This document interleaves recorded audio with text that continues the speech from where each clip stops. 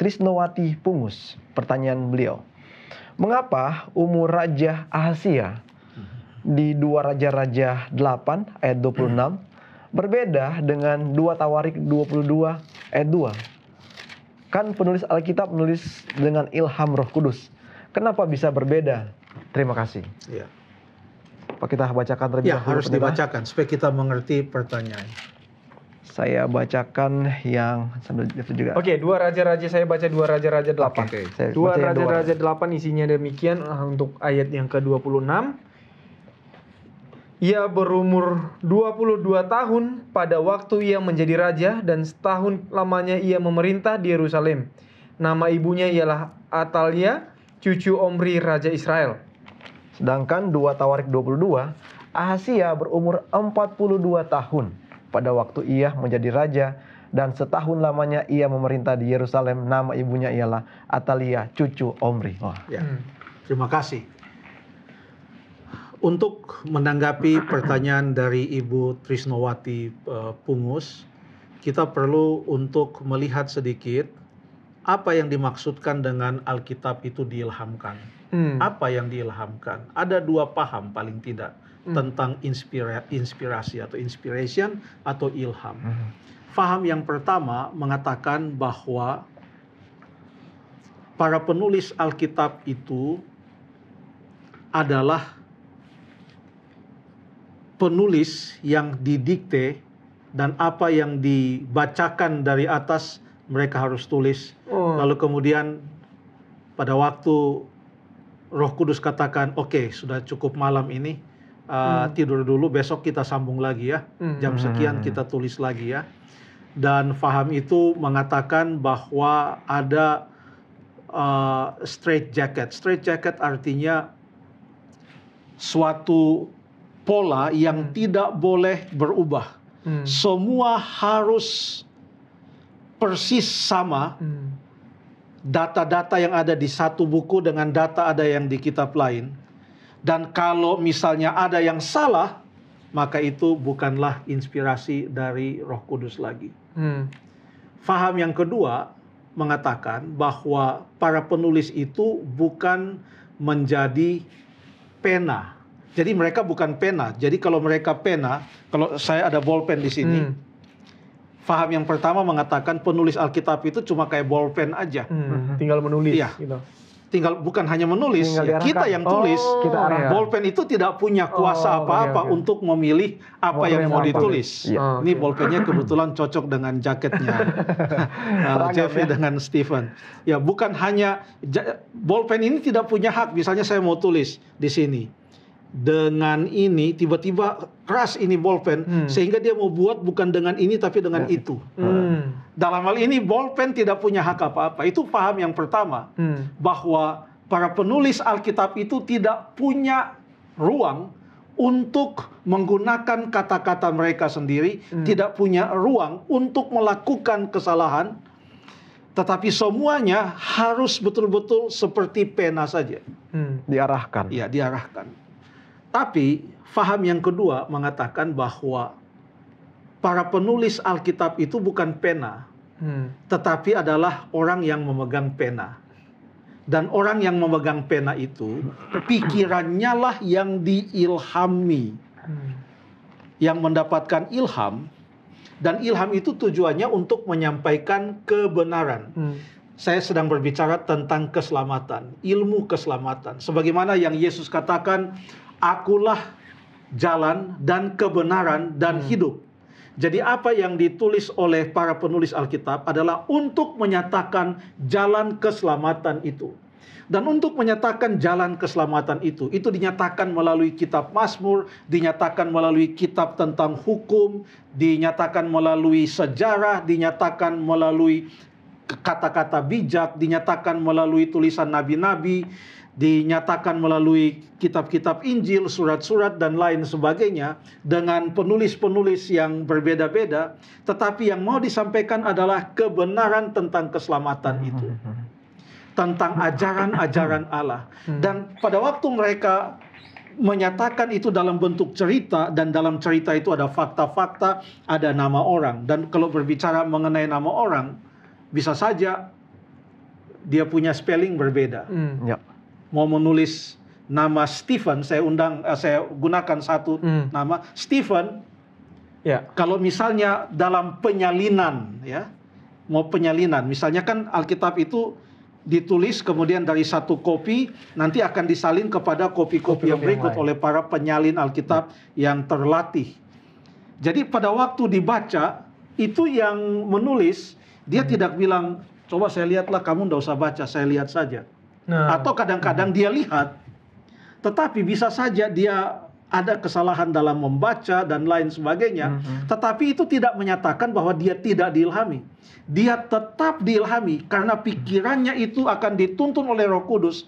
Sehingga kalaupun ada data-data yang keliru, itu tidak membuat pekabaran keselamatan itu tidak sampai. Pekamaran tentang keselamatan, ajaran-ajaran dan doktrin-doktrin yang penting untuk keselamatan itu akan sampai dengan sempurna sekalipun di dalam cerita yang disampaikan. Seperti dalam hal ini ada nama yang dia punya ejaan atau spellingnya itu berbeda. Stephen ada yang S-T-E-V-E-N. Ada yang tambah T di belakang. S-T-E-F-E-N. Ada yang S-T-E-P-H-E-N dan lain sebagainya. Jadi kalau itu terjadi, Tawarik menggunakan Stephen, lalu yang satu menggunakan Stephen pakai F, yang satu pakai V, apakah kita akan bertanya, katanya diilhami, kok yang satu pakai F, satu pakai V, yang satu pakai V, berarti tidak diilhami. Itu kalau konsep kita tentang ilham atau tentang inspirasi itu adalah berdasarkan konsep yang pertama, paham yang pertama, yaitu hanya pena saja. Tidak boleh ada kesalahan-kesalahan data. Tapi yang kita anut adalah bahwa penulis-penulis Alkitab itu adalah merupakan juru tulis. Mereka adalah penman, juru tulis Allah. Dan juru tulis itu punya pemikiran-pemikiran, dan mereka bisa saja ada data-data yang mereka buat mungkin keliru pada waktu mereka menuliskannya. Dan itu bukan hanya pada waktu mereka menuliskan, pada waktu dipindahkan dari satu salinan kepada salinan yang lain, para penyalin Alkitab lalu melihat di sini mereka salin dengan seteliti mungkin.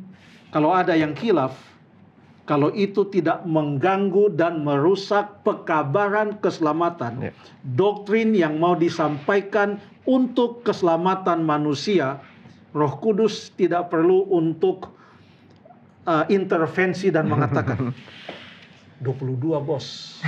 Bukan 42. Bukan 42 bos. Ya, tidak demikian. Jadi kira-kira mana yang benar? Paling tidak kita tahu mana yang datanya benar. Kita bukan sedang berbicara tentang kebenaran, tapi mana yang tepat dia punya data. Mari kita lihat di dalam 2 Raja-Raja pasal yang keberapa tadi? 2 Raja-Raja 8 ya. 8 ayat 26. 2 Raja 8 26. Ayat 2 Raja-Raja 8 ayat 26 atau ke Tawarik sajalah. Itu 2 Tawarik. 2 Tawarik 22. 22 ayat 2 Tawarik 22 ayat 2. Oke. Ini sedang berbicara tentang Raja Ahazia. Ya. Kan demikian. Siapa nama ayah dari Raja Ahazia? Oh tadi ya. Cepat. Itu adalah di pasal 21. Itu adalah Raja sebelumnya. Yoram. Yoram. Ya. Jadi ayah dari Ahazia bernama Yoram. Sekarang coba kita lihat Yoram itu memerintah berapa lama, usianya berapa lama. Coba kita baca ayat yang ke-22. Dari pasal 21. Pasal 21 ayat 20. Pasal 21 ayat yang ke-20. Ia berumur 32 tahun pada waktu ia menjadi raja, dan 8 tahun lamanya ia memerintah di Yerusalem. Ia meninggal dengan tidak dicintai orang. Ia dikuburkan di kota Daud, tetapi tidak di dalam pekuburan raja-raja.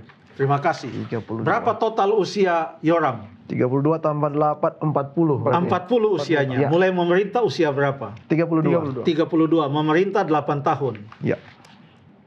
Bayangkan pada waktu dia meninggal katanya anaknya menggantikan dia, dan anaknya sudah berusia 42 tahun. sedangkan yang meninggal bapaknya 40 tahun. Duluan anaknya lahir. Duluan anaknya lahir dari bapaknya. Duluan 2 tahun anaknya lahir dari bapaknya. Kan demikian.